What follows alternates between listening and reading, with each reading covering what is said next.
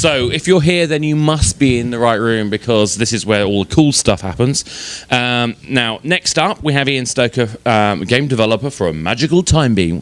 That's quite a cool name as well. Normally, I think that you've got to have Rocket, Monkey, or Butler in your game company title to succeed, but Magic Time Beam kind of works for me too. His career started in 2002, apparently, and as a contract music sound designer, it says here. I'm not going to try and read through all this, but the mere fact is that the whole idea of the name Escape Goat just appeals to me so much, so I would have come to this presentation even if I didn't have to. So, Ian, please take it away. Cool. So I'll make a confession. This is the first time I've ever done a PowerPoint presentation. I've given this talk before. I didn't want to admit that until it was too late for everyone. So hopefully, I'll get the timing right and the slides won't be too boring. But we'll just see where it goes. But yeah, lightweight design and how I made Escape Goat, as well as my other games that I made before Escape Goat. So essentially, this is a term I use for like little or no design doc, which means not spending too much time in Microsoft Word with fonts, with images, with concept artwork, but spending more time just in Notepad, maybe writing 1 or 2 pages that you print out and stick in a file and then come back to at the end for to have a laugh about. A really loose production plan, meaning don't go into a Microsoft project and set up like the next several months of we're gonna have these assets done in April and these ones in June, but instead have the design kind of be dictated by the process, where you start really light with just kind of a concept, an idea for the game, and then see what reveals itself during production. And it's kind of nuts. I don't think any publisher would go for this. If you told them this is how I'm going to make the game, you should give me $1 million. But part of this talk is why indies have kind of an advantage if you don't have a publisher asking for this stuff. So yeah, my background is in game audio. I have been doing audio since 2002, and these are some of the games that I worked on. As you can see, a lot of like licensed stuff, and so I got to see a lot of games be made start to finish, sometimes from the very beginning of the design document. Working with licensed stuff especially, you've got so many parties interested in this, from the licensor to the movie studio, the publisher who's paying for it, the developers, and so much comes down to like these massive design documents that were made for all of these games. And I would watch kind of, it would really depend. Some of these games turned out great. Some of them I would say did not. And it really came down to how flexible they could be, how easy the licensor was to work with, what the publisher was willing to do. And so after 10 years of observing all this stuff as an outsider, I kind of developed my own opinions on stuff, and I would talk to people like I had all the answers for game production. And I think it was my wife who told me, like, you should stop complaining about this and just try and put your money where your mouth is, and like, either stop complaining about it or just try and make a game that way.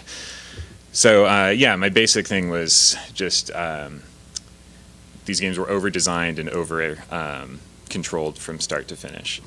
So another thing I did was I would read postmortems for games that I really liked, and like Diablo and The Sims. I couldn't find a whole lot of information on the production of The Sims. Maybe it's like kind of secret.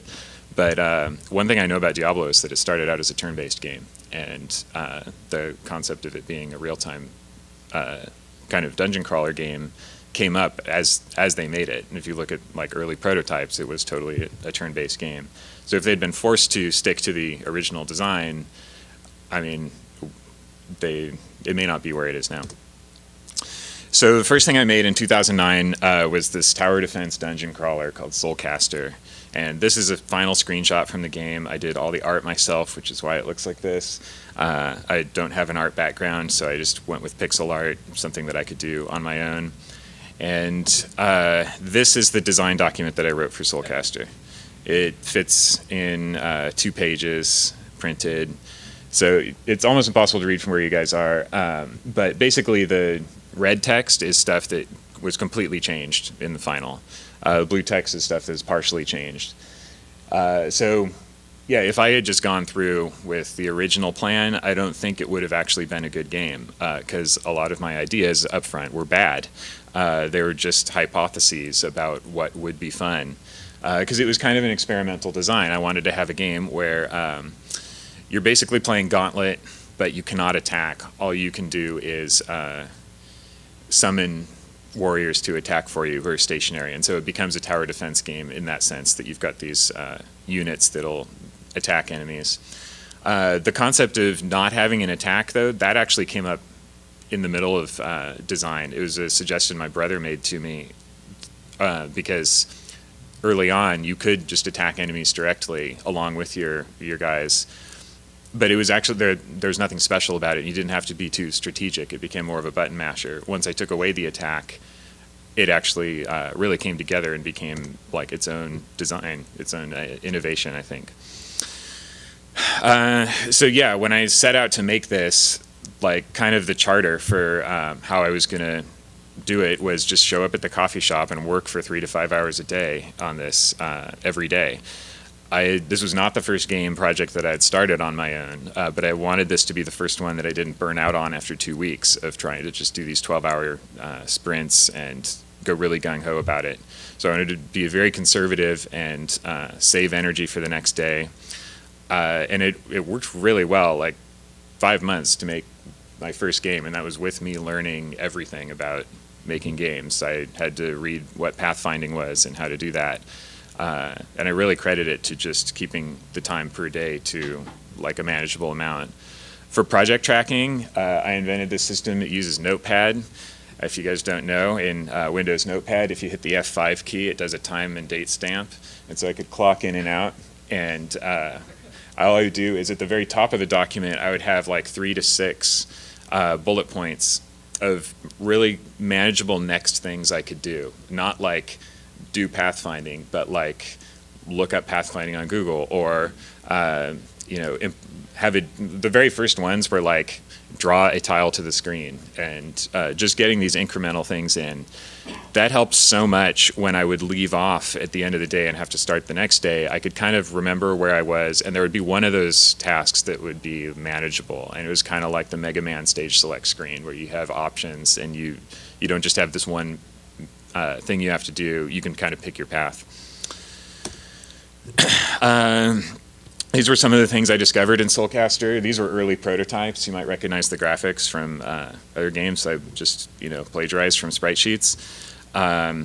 Originally, I had the system of mana that was used for summoning guys, and the mana would recharge, but that just meant that you would want to sit there and wait for it to recharge, and you'd want to like stack a bunch of guys ahead of time. That became boring. I put all the monsters in a permanent aggro state, so they're constantly pathing to you from the other side of the map. That was just more exciting. I originally thought that it would be the goal to just kill all the monsters in each area, but it was really fun to make levels where you just had to escape. It was like a football field full of guys coming at you, and you could take out some of them, but you really just had to make it to the exit. And yeah, like I said, I removed the player attack. So worked great for Soulcaster. I made a Soulcaster 2. That was also really fun. And my next project, which I started January 1st, 2011, was Escape Goat. And it wasn't called that at first. It was not called anything. The working title was Bastille, because I want to have some sort of prison thing. And I could not have kept that because it's too close to Bastion. So for this one, I decided to go way lightweight. And I had no design document. I had just an idea to make a clone of a DOS game called Jetpack. Anyone played Jetpack? No? Okay, this is like a single screen puzzle game where you're a guy with a jetpack and you just have to reach the exit. And I wanted to break from the Soulcaster universe before making Soulcaster 3, so I just wanted to do something quick, a 1-week project to just clone this game. And then I added stacking blocks to it and movable walls, which wasn't in the original Jetpack because I couldn't help myself. And it turned out to be kind of interesting to have these rooms where this can kind of give you a sense of it, like stuff moves back and forth and blocks fall and settle, and you can kind of create mazes. And these were just randomly generated just to test out the mechanics. What I didn't know is that as soon as you have stacking blocks, you're making a physics engine. And so I spent the next 7 months basically in hell making a physics engine. And but along the process, there was a lot of, I knew that there was something here that had to be explored. And so I followed that through to the bitter end. Maybe 3 months in, the idea for a theme came up from a Reddit thread my wife found, which was on the best misused English phrases, and Escape Goat was the top voted comment. So I'm like, that's a perfect title for a game, and that's a perfect theme. So it became about a goat who's escaping. It at one point spent half its development actually as kind of an adventure game. You can see in these screens, like you can go off the side of this screen and like arrive in this room. It'd kind of be like Out of This World or one of those games. You'd be getting power-ups. You could go back and get to places you couldn't get to before, kind of Metroid adventure game style. And what happened was after I started adding more gadgets and more movable walls and machinery and really explored more of the core concept of moving walls and settling blocks, like it kind of became clear that this needed to be a puzzle-based game. And I discovered that backtracking through puzzles is lame. It's really boring. Backtracking in adventure games usually is fun because you get more powerful and you can blow through previous areas and you're constantly seeing new stuff. It just wasn't working. So I ditched the adventure mode and went to just single screen puzzle game. You're just getting to the exit. It's totally linear. And I kind of punted on that. I was like, this game's just not going to be that interesting after all. Like, I'm just going to finish it out this year and then go back to Soulcaster 3. But a couple people told me, like, this is better than Soulcaster. Yeah, it turned out it was more popular. Could have been the GOAT thing, could have been puzzle games were, it was the right time for that. But it got more attention. I got more fan mail about this series. And so, even though I was really simplifying things to try and get it out the door, I think that played to my advantage. Some of the discoveries I made along the way. So the core, for those of you who've seen Escape Goat 1 or 2, kind of the gimmick of the game is you've got this mouse friend who can climb walls and hit switches for you. This came in 3 or 4 months into development when I added a debug feature to the game. I wanted to have enemies that can crawl around walls, which eventually became these saw blades. And in order to test them out on all kinds of different surfaces, I just added that the B button could spawn an enemy. And the placeholder art for that was the rat from Soulcaster. And so I just found it to be so much fun to drop the rat all over the place and watch him crawl around the walls. I'm like, let's just add him in as a feature. And it totally became not just the heart of the puzzle, but the brand itself. The mouse and goat interaction became this real story of friendship. And yeah, so the levels that seemed to be the best were the ones that transform. This one, all the elevators move along these tracks, and it takes 2 different shapes. The top one, you can use the magic hat to bust through all of these different wooden walls, and it causes the stone blocks to settle. That kind of became the gimmick, the theme of the game, and made it stand out for people who would check it out. And yeah, the exploration mode was gone. So yeah, I got some cool press for Escape Goat. It was an Xbox Live Indie Games launch, which is, it's not quite like having a Steam launch, because it's not, it's a smaller marketplace. But it was really cool how well it was received. Famitsu 360 did a little write-up in Japanese. I had my friend translate for me. They seemed to like it. I was in the top XBLIG of late 2011, got a couple other random awards from around the web. And yeah, and I also made this in under a year. So it kind of suggested to me that maybe, even going with no design document could be viable. But there were some drawbacks, so I'll get to that. Yeah, so like I said, the best parts of Escape Goat were not things that I could have come up with. Just like with Soulcaster, I would never have been able to imagine Escape Goat as it turned out up front. It just, all of the best parts came up during design, and I just switched directions constantly. So it was very much an exploratory method. And just, yeah, Escape Goat 2 is the future. This is coming out in a month. This is what I've been working on for the last 10 months. So it's like, yeah, can we apply the zero design thing to a team? I'm now working with an artist and with another programmer. Yeah, kind of. I mean, we've done that, and it's a different type of deal. It kind of was a good faith thing on Randy's part to be like, okay, I'll sign up for this game that's got no production plan for a revenue share. And it was basically, you know, I was probably risking my friendship with him on that, on following through with it. So I don't know if I would actually recommend that to everyone. But there were some mitigated things. This was a lower risk project. I did have a track record for finishing games. It wasn't going to be a radical change from Escape Goat 1. It was going to be more of an art upgrade. So it wasn't like we were just doing a really, you know, innovative, brand new, never before explored design. That sort of thing, I don't know if I would want to shackle like a contractor with revenue share to that sort of wild goose chase. It was more of a tame goose chase, as a friend of mine put it. He said I should use that. So yeah, easy for me to say, like, because I didn't have a publisher. I could just go where the wind blows with all of these projects. And yeah, I would say like that's kind of the indie advantage. We don't have as much money as AAA teams, but we can do this and come up with really interesting things. The question of can it be applied to large AAA projects? I've thought about it a lot, and I don't know. Like, I think that it takes there needs to be a certain amount of production planning just for how much money is involved with those games, and you can't just sign up for a completely unknown exploration. I don't know, one place where it might work is if a very wealthy organization has a lot of money and is willing to kind of have a team work on something as an experiment, and it's just accepted that this may not lead anywhere. That would be the best way to do it.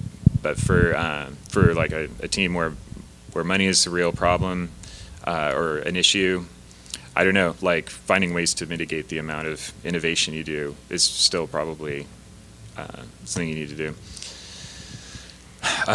So one of the main pitfalls, this came up in Escape Goat 2 or Escape Goat 1, was there was a chunk of time, probably 5 or 6 months, where I was redoing the physics engine, and every single code check-in to source control my comments was something along the lines of collision hell or physics hell, and I was making no progress for this huge stretch. I was redoing it over and over trying to get it right.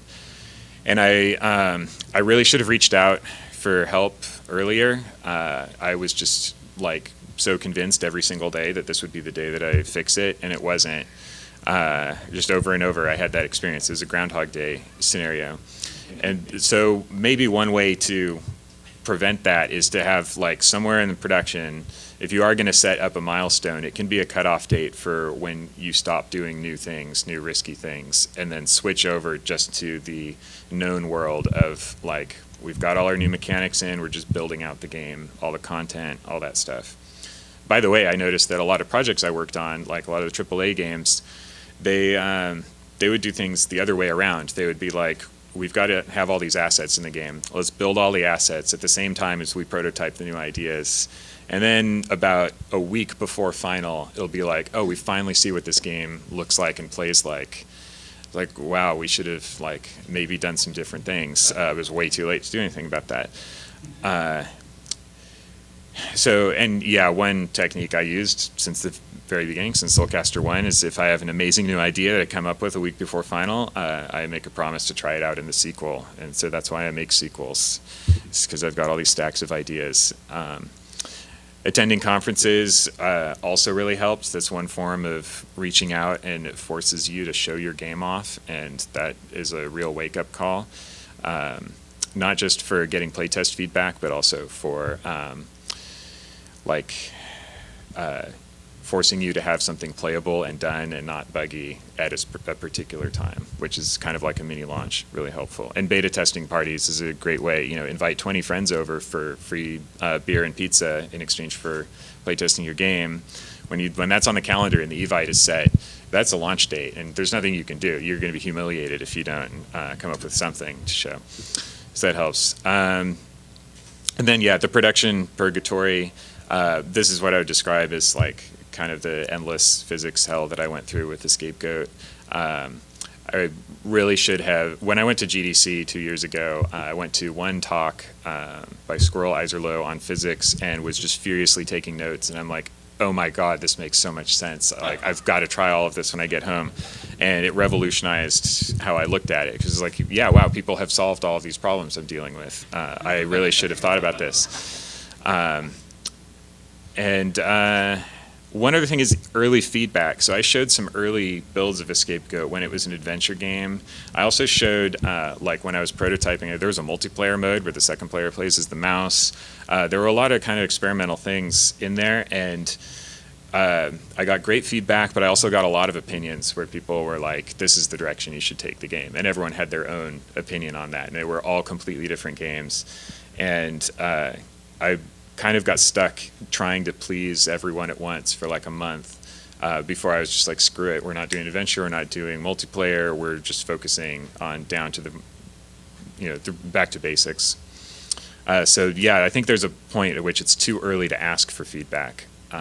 And once you've got your core game in there and you know what you're doing, then get feedback. See if people are experiencing the game as you want them to experience it.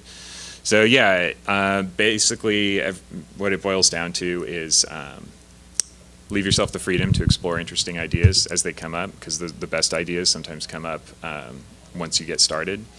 And yeah, design all you want. You can write the 100-page Microsoft Word doc if you want. Just don't stick to it from start to beginning.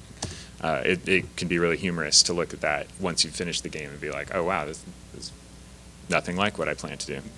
And that's all I've got. I don't know how I did on time, but about perfect. Thanks. About perfect. Cool. Thanks. Oh, that was fantastic. I entirely get your point. Working on PlayStation Home, we had some other political issues which we had to deal with in terms of, making sure that Japan, America, and Europe all agreed with what we made, which is hell. 3 years of hell. Anyway, but to me, it's the process of, whether it's paper prototyping or mocking up with little board game pieces or whatever else. That's where the sort of creative flow kind of comes from my point of view. But I'm used to the documentation actually still being useful, particularly when you've got larger teams, because if I don't write down what I actually think this thing is, having done the paper prototyping, I mess it up. And it's only through that process of writing down I find that I've worked out what it was that I actually experienced. Did you feel any of that happen, or did that just not apply to you? Yeah, like I said, easy for me to say as a solo developer that I don't have this communication barrier at all. And I'll make notes of stuff that I want to try out. What kind of happened was the game itself became the design document. I would keep prototype levels in that would showcase the stuff that I built. And I didn't, it could be the type of game that I made as well, but there was no need for me to keep a document, which also has the cost of keeping it current with the game. So that was just what I found. And I think it's an incredibly good way, like you say, I think it's also potentially something we should be learning from when we're doing bigger projects, which is, what is the type of documentation we're using and what is the most effective way to share that experience. And it's a big problem we had, particularly, I'm going to talk about PlayStation Home because it's one of my kind of best, worst experiences. We couldn't innovate the things that we knew we needed to do because we had all of the expectations. Particularly, don't even get me started, but when you start talking about trophy rooms. If anyone knows about PlayStation Home, you'll know what I mean by the lack of trophy rooms. Anyway, enough of me talking. So questions. Who's got a question?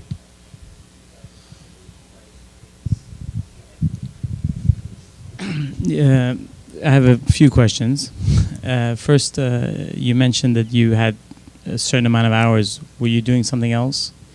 You mentioned that you come from the sound background, and I'm assuming you didn't have any programming knowledge or anything. How did you get started? What language did you start with? And then regarding, the fact that I'm not sure if you had another source of income. How about from income perspective? How was it, and where did you publish it? What platform did you publish these? Okay. these things? Let me see if I can remember from beginning. Oh, well, okay. From back to front, I published on Xbox Live Indie Games to start, all 3 of my first games, and then ported them to PC. And they were in bundles. They're on Desura. They're on the Humble Store. They're not on Steam. How did I afford to develop games? Combination of things. I had savings from my, contracting business that I could slowly deplete while I went on, worked on my pottery. Let's see. Yeah, pretty much. I wouldn't say I'm making as much with the indie games yet as I was doing as a contractor. Like, I'm hoping for maybe this year or next year to match what I was making. But yeah, I knew there was going to be a starting from scratch in terms of revenue because this is a completely different business. But I wanted to do this, like switch over to this so that I could hold on to the IP and, have more creative freedom. What was I doing outside of the 3 to 5 hours I was spending? I don't know, like probably nothing productive. I had a 6-month gap in work because 2 projects were canceled at the, around 2009 was a rough economic time, and I had a verbal agreement for a couple projects. Those were pulled out from under me, so I had all this free time, and that's when I decided to just go to the coffee shop and start making a game. How did I learn to program? I was actually a web programmer before I got into game audio, and it's just something I kind of picked up and slowly got better at while I was doing audio contracting, mainly writing tools in C#. And so XNA was like the perfect way to use my C# skills to make a game. Did that cover everything you asked? Okay, cool.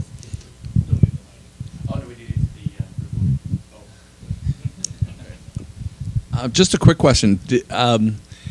I've tried to work in a coffee shop, and I have issues with trying to do that. You don't find yourself more productive in a room at home? Was there kids at home that were? I mean, why the coffee shop? Because I've tried to work in a bookstore and it doesn't work for me. I think finding the right coffee shop is good. Like, I don't know, everyone has a level of distraction that they work best around. And for me, being at home alone is the height of distraction because, like, you're there with the internet, and if you're at the coffee shop, you at least have to look like you're doing something for these strangers. And that works for me. But I've moved up to the next level. I've got an office space that I share with a couple other indies in Berkeley, and including my artist on Escape Goat 2, Randy. And that's even better because Randy is here. Stand up, Randy.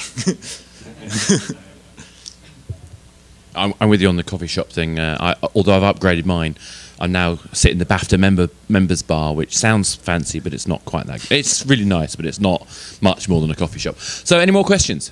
Oh, yep. So realistically speaking, I know you started your first game doing 8-bit graphics because you're not a graphics person. I basically have similar problems. Having ideas is not that hard. Getting them to look good is really hard. Do you think it's realistically still viable to do indie development without graphics, or would you say find somebody to do something cheap for you? Pixel art is still pretty big these days. Pixel art games get kickstarted and greenlit. But it does have to be quality pixel art, which is a skill set that takes years to develop. I don't know. I was reading tutorials on sprite art and colors and all that stuff to try and make it look halfway decent. I think my spriting improved between Soulcaster 1 and 2. But if you compare Escape Goat 1 to Escape Goat 2, it's night and day. So like if you have something that really needs art presentation, find someone with an art background. So on that note, I'm going to thank Ian very much for his presentation. Thank you very much. Thank you.